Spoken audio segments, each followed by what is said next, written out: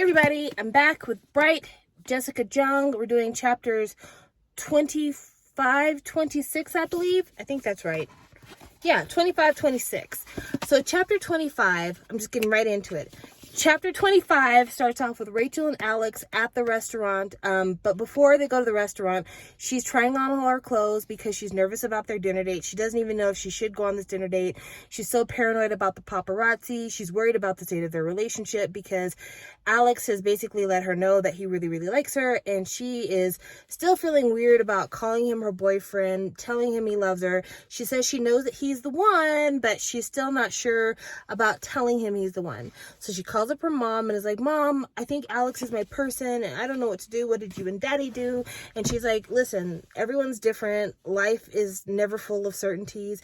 You just do what's in your head and your heart that you feel is the best means. And then she's like, Mom, what do I wear on my date? And Mom's like, try a little black dress. So Rachel comes down to the restaurant and she starts to notice that no one's there. Alex has bought out the entire restaurant. She's wearing a little black dress and he's got on what she calls a sexy silver and blue tie. And they sit down for dinner. She makes small talk, tells them about how she mixed up Sweden and Switzerland until her parents started saying Swedish meatballs, Swiss cheese. And then Alex is like, I am falling in love with you. And her response is, I love the wine, which I guess, Rachel's got some weird emotional hangups. She's emotionally constipated. She has a hard time just telling Alex how she feels. And I don't know why. She's willing to go into business with Alex and trust him with her name because literally the bag line is Rachel Kim, but she is afraid to trust him with the idea that she is really in this relationship. And I don't know. I think that that's a problem. I understand guarding your heart and being an idol and taking precautions. I've been saying that throughout this book. But if you tell Alex, I am in love with you, and because I love you, I'm going to be doing things that you don't understand, but I'm going to be doing them from the standpoint of taking care of the both of us. And I think that's an important discussion to have. She tells him about the ultimatum and he says, you need to do what's in your heart. Don't give up the things you love. But I don't think it's a reach. If you're going to tell him about kind of the group politics and the label politics and your expectations in terms of what the label expects from you and what the girl are telling you need to do, why not just go ahead and tell him and I'm also doing all that while trying to factor in us. And I know I've been a little off kilter lately, but that's because I'm trying to think how I can maintain this while protect you at the same time. I don't think that's too far afield to have as a discussion. So anyway, they get back to the hotel room. She knocks on his door and asks him to unzip her dress, which leads to a makeout session. And that's how the chapter 25 ends. We'll get into chapter 26. Chapter 26, she comes back from Switzerland, goes to the girls' villa where all the girls just happen to be gathered that morning and lets them know, I'm not giving up girls forever and I'm not giving up my bag line. I'm going to do both. Also, I'm not giving up Alex, so quit feeding stories to the media. And they're like, you're being incredibly selfish. She's like, I'm not being selfish. I'm wanting to do what I love. And I have never tried to keep any of the rest of you from doing the things that you love. So why can't we just support each other instead of you feeling the need to tear me down? And they're pissed. This is not the answer they want to hear. And so after that, she leaves. And the next day they have rehearsals. During rehearsals, Rachel is 2 minutes late. Now, that's not a big deal except for the fact that she just got through giving them a huge speech about how she's so committed to the group and she's going to do everything she can for the group, but she shows up late the very next time she sees them. And of course, Mina's like, you're so committed to us, but you're showing up late. Rachel says, you have missed practice at least 7 times when you were filming your movie and didn't anybody say anything to you about that? So maybe get off my fucking back. So already the energy is off in the room. Everybody's kind of pissed and the rehearsals are going terrible. And Rachel is talking about how she's not doing great, but everybody else is doing wrong too. But I'm also thinking to myself, Jessica is a notoriously bad dancer. She's just not good. She's almost always in the back of the formation until she has to sing her song, her lead parts, because she's not a great dancer. So after the choreographer's like, you guys are really fucking it up, she goes to the bathroom to rinse her face because they're on a water break, and she overhears Mina talking to her dad, and her dad's like, the investors are going to pull out of your eyewear line because the designs are trash and they look too much like somebody else's line. Did you steal these designs? And Mina's like, no, I did not steal these designs. And her dad's like, well, you need to do better because Chos are not losers. We don't lose. We only win. So that happens, and Rachel's like, I'm not going to confront Mina about this. I'm just going to go back to practice. So they go back to practice. They're all dancing, singing. The rehearsals are getting better. Rachel's not messing up the same parts over and over again. Mr. Hahn tells the girls, okay, y'all can all go home. So Rachel goes home, and when she gets home, she has this app that helps her find like all the people on her contact list or something, like where they're at. Like you can turn on your location, and she notices all the girls are congregated at the DB building. And she asks her manager, she calls her manager, and she's like, hey, did I miss a meeting? And he's like, no, everything's cool. So she is like, okay, I'm just going to trust that this app is messed up, that it's wrong, that all 8 of them are not at the DB building. I'm going to go to bed now. Next day, she gets a text message from Mr. No talking about, you need to show up to my office and bring your mom. I'm sorry. If the night before I saw all the girls were gathered all together, and then the very next day, my boss is like, come to my office with your mother. Instead of thinking it's because they caught me and my boyfriend kissing and hugging and squeezing, I'd be thinking about the ultimatum. I'd be thinking about everybody getting together, and I'd be thinking, I need to bring my dad instead of my mom because I need an attorney. They walk into the room, and the first thing they hear is, thank you for coming. Please do not record this meeting.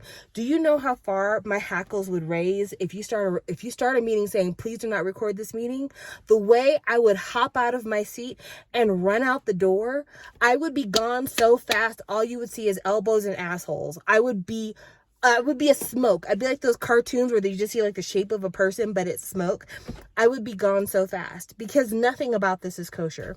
The very next thing they say is, you can basically clear your schedule from any Girls Forever commitments because it is no longer possible for you to be a member of Girls Forever.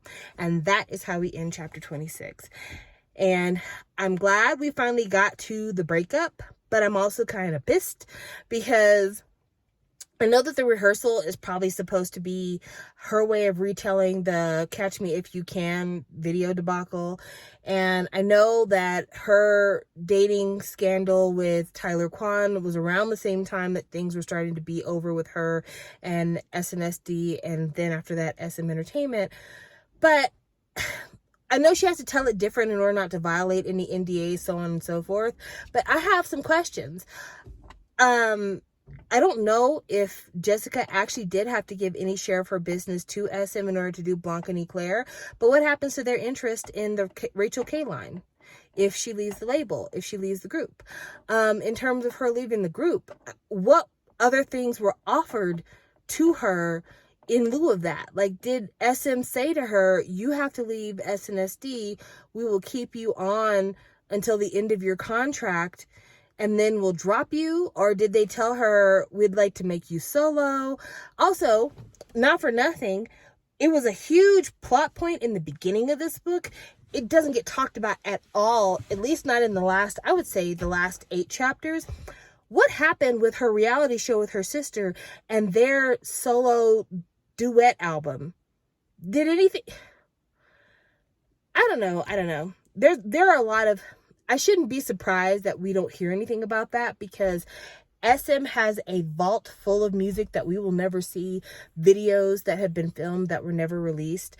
We've seen whole dance practices of songs that were supposed to be title tracks that never got released. I'm looking at you, FX. Whole videos that artists put together but were never released because of plagiarism. I'm thinking of Jonghyun's Inspiration. There's a lot. There is a lot that we don't get to see until many years later, and even then we only see snippets and portions of it because the label changes their mind or they can't get clearance or whatever else. But yeah, I would have liked to have heard more about that. Anyway, we're finally at the breakup, and I'm so happy because we have waited so long for this. I feel like it was the whole reason why we read this second book was for this. I only minimally care about Jessica's relationship with Tyler Kwan. Yes, I know he's an important person to her, but he's not as important to people who are fans of SNSD. And so I really could have done without many, many chunks of this book being devoted to him. I really could have done more with the chunks of the book devoted to her relationship with SNSD.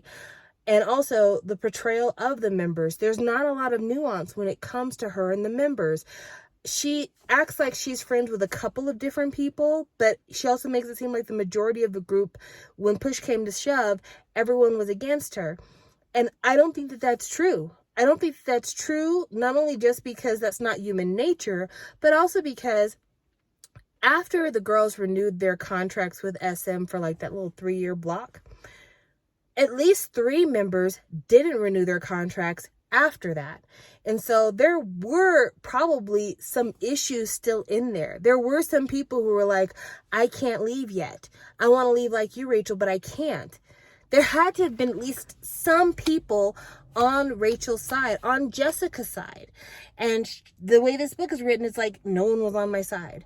And it's not realistic. It doesn't make for a good narrative. It's a more complex story. It's a more nuanced story to make it seem like there were people who supported Rachel and told her as much, but they also said, my family's in debt, or, you know, my dad has been doing things that I have to pay for. I got to stay here. Or, you know, I've been told that I will never have a career once I leave DB Entertainment. Like, so much of that could have been told. And I want to address something because it was brought up in the comment section of one of my uploads that the person felt like Jessica was spilling a lot of tea about the K-pop industry in this book.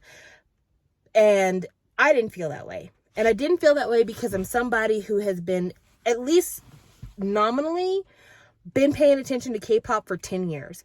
I started paying attention to K-pop in 2012. So for the last 10 years, I have been watching JYJ, I have been watching Jonghyun, I have been watching Sully and Kara and the Golden Phone scandal, and I have been watching the Tiara blow up, and I have been watching SM and the demise of EXO, and I've been watching all of these things happen. I was there when Jessica was leaving SNSD. And that whole thing, and guessing what happened, who did what did how, is she ever going to talk about it? Like, so much of this I was present for. And there's nothing in this book that she hasn't told us, that she's told us that we hadn't already known, other than insinuating that every single member of Girls' Generation wanted her out. That is the only thing. And it makes for a much different narrative because at the time that Jessica was leaving, she made it seem like the label put me out, told the girls I wanted to leave, and then told me that the girls wanted me out. In the book, the girls, without the record label present, tell her, you either keep your line of clothing or your bag line, or you get out the group. They started the talk of her leaving Girls Forever. Not the label, the girls. And that is completely different than the way this all seemed to happen at the time that it happened. So, anybody who's saying that they feel like they're dropping tea, I would have to assume that SNSD was the only group you ever listened to. You cared nothing about K-pop entertainment news, and you cared nothing about what were some of the biggest scandals over the last 10 years.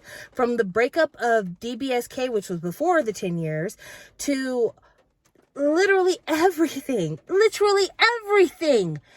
Everything. You had to have been missing all of the major news stories in order for you to believe that Jessica dropped anything on us but her fantasy retelling of how things went from her perspective as a victim. And I'm not saying this as somebody who's a huge fan of SM, because let's be real. As a Shawwal, I absolutely am not a fan of SM. I love the artist on the label. I love the music that comes out of the label. But I know that SM could have done a lot more to supplement Jonghyun's mental health. I know SM could have done a lot more to supplement Sully's mental health. SM could have done a lot more to make members of EXO feel like they didn't have to run for their lives to the Chinese hills. SM could have done a lot more in terms of vetting out sick and sad people instead of waiting until they left the group and let them bury themselves. I'm talking about Yuchin. SM could be doing so much more to be a better label to these people. But SM is about money. SM is about money. And because SM is about money, They're going to be a label. Corporations are going to corporate. That's just how it goes. But I say all that to say, it would have been a much more compelling narrative. It would have been a much more compelling story altogether if she had not made it seem like Rachel was the perfect person and the only thing she ever did wrong was be a little bit too self-centered. Because we know there's more than that. We know that there's more than that. We know that there's more than that. So anyway, yeah, I can't wait to review the next 4 chapters. I guess I have 2 more of these to film. We have chapters 27, 28, and then 29, 30, I think. And then 31 epilogue. I don't know. We don't have that many pages left, to be honest with you. Let's see, what page is the end of the epilogue? The end of the epilogue is page 83, and chapter 26 ends on page 348. So really and truly, we've only got about like 35 pages left before this book is over. And I'm tempted to read those all in one go. If you want me to do that, actually, you know what? I always film these before you guys can comment. I'll probably go ahead and just soldier through those last ones. So the next upload after this one, I'll probably look a little bit different. Like, I'll probably have a different shirt on. But I will review the last chapters probably in one big gulp, unless something like extraordinary happens that I need to devote a lot of conversation to. But anyway, thanks for watching. Talk to you later. Bye.